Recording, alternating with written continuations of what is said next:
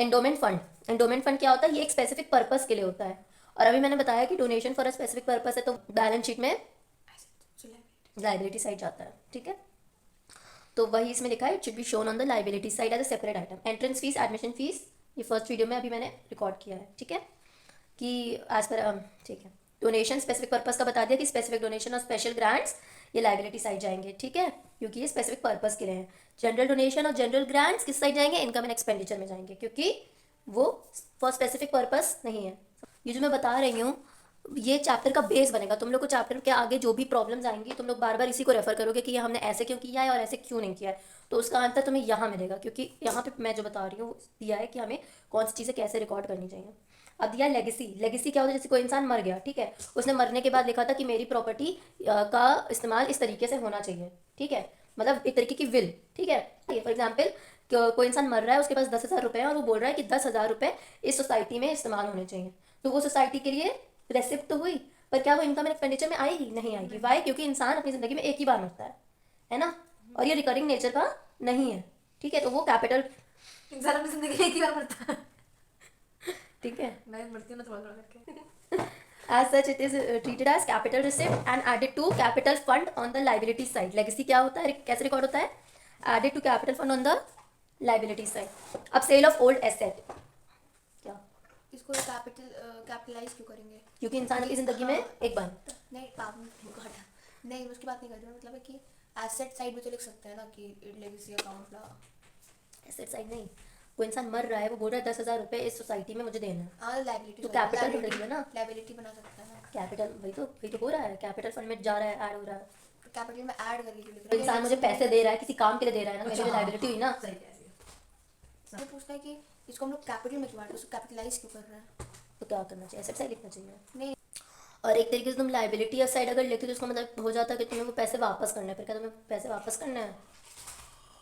Cell of old asset, क्योंकि जैसे इंसान अपनी जिंदगी में एक बार मरता है, वैसे ही पुराने फर्नीचर, पुराने एसेट अपनी जिंदगी में एक बार बेच जाते हैं। एक बार बेचे जाते हैं। बिजनेस की जिंदगी में एक बार बेच जाता है। रेसिप्ट्स एंड पेमेंट में रेसिप्ट साइड आ गया, ठीक है, क्योंकि पैसे मिल रहे हैं। इनकम एंड एक्सपेंडिचर में प्रॉफिट या लॉस जितना भी है, प्रॉफिट और लॉस जितना हुआ हमें सेल ऑफ ओल्ड एसेट पर, वो आ गया। और फर्नीचर मान लो 10,000 का था, शो कर रहा था पहले, और हमने 6,000 के बेच दिए, तो अब कितना फर्नीचर शो होगा? सिर्फ 4,000 का बैलेंस शीट में शो होगा। हाँ, लेस करके हाँ, बात समझ आ गई। Sale of old news paper and sports material, receipts and payment में तो आएगा ही आएगा। इनकम एंड एक्सपेंडिचर अकाउंट में क्रेडिट साइड जाएगा, यानी कि हाँ, यानी कि हमारी इनकम, ठीक है, क्योंकि सेल है। और ये बैलेंस शीट में नहीं जाएगा, क्योंकि ओल्ड न्यूज़पेपर्स और स्पोर्ट्स मटेरियल बिकते रहते हैं, रिकरिंग एक्सपेंडिचर। ठीक है, अब पेमेंट ऑफ ऑनरेरियम, ये क्या होता है? जैसे कि कुछ लोगों को हमें पैसे देने पड़ते हैं जो कि हमारे एम्प्लॉयज़ नहीं है, ठीक है, तो वो कहाँ जाते हैं? इनकम एंड एक्सपेंडिचर अकाउंट में, क्योंकि ये पेमेंट होता है एक्सपेंस साइड में। ठीक है, फॉर एग्जाम्पल हमने किसी को ऐसे ही कुछ टाइम के लिए हायर किया, तो वो हमारे एम्प्लॉय तो नहीं हो गए ना। कैपिटल फंड क्या होता है? जैसे कि हमारी उसमें कंपनीज़ के केसेस में और जो प्रॉफिट ऑर्गेनाइजेशंस होते थे उनके केस में जो हमारा कैपिटल अकाउंट होता था, ठीक है, वैसे ही नॉट फॉर प्रॉफिट ऑर्गेनाइजेशन में क्या होता है? जो भी इनकम और एक्सपेंडिचर के बीच का डिफरेंस होता है ना, वो कहाँ चला जाता है?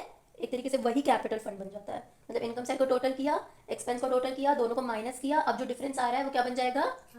Capital fund. कैपिटल फंड को हम जनरल फंड भी बोलते हैं, ठीक है, अभी से क्वेश्चंस करेंगे तो हमें और क्लियर होगा।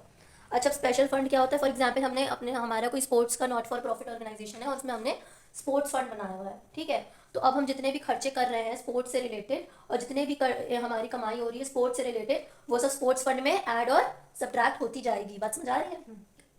जैसे कि स्पोर्ट्स फंड हमने, हमारा है क्वेश्चन बोल रहा है, show how will you deal with the following items while preparing the balance sheet, ये हमें एज अ बैलेंस शीट बताना है।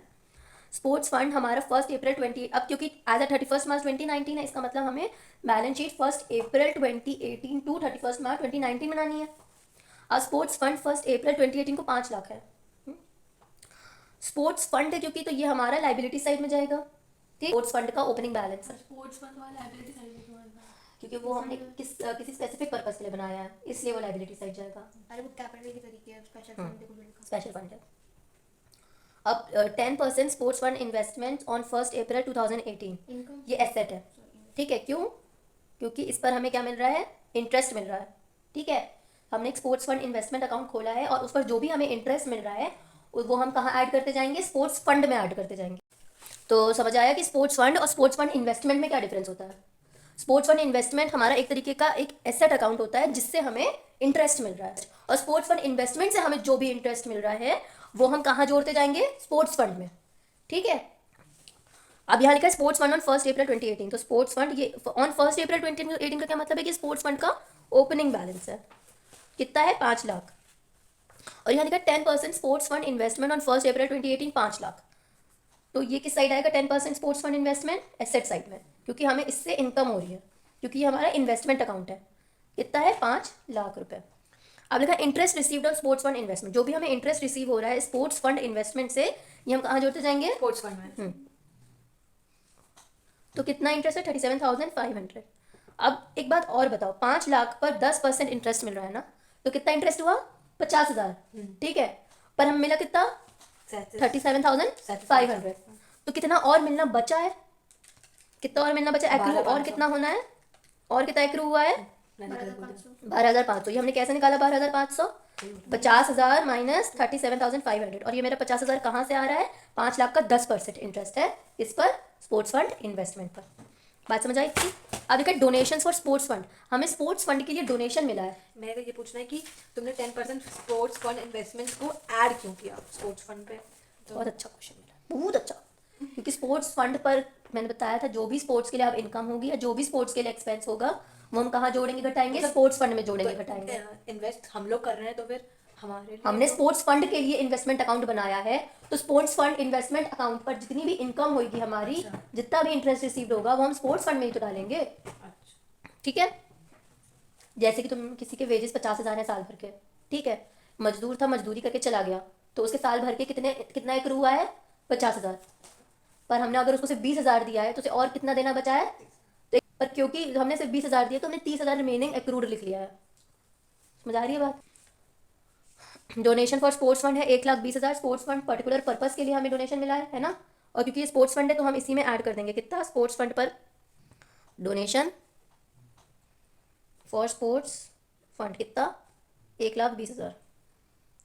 स्पोर्ट्स प्राइजेस अवॉर्डेड, ठीक है, कोई हमने स्पोर्ट्स का एक गेम रखा, ठीक है, और उसमें जो फर्स्ट सेकंड थर्ड आया, रनर अप्स हुए, उनके लिए हमने प्राइजेस कहाँ से दिए, स्पोर्ट्स फंड से दिए, तो ये हम लेस करेंगे, स्पोर्ट्स प्राइजेस लेस करेंगे। समझ आ रहा है लेस क्यों कर रहे हैं, कितना, 1 लाख।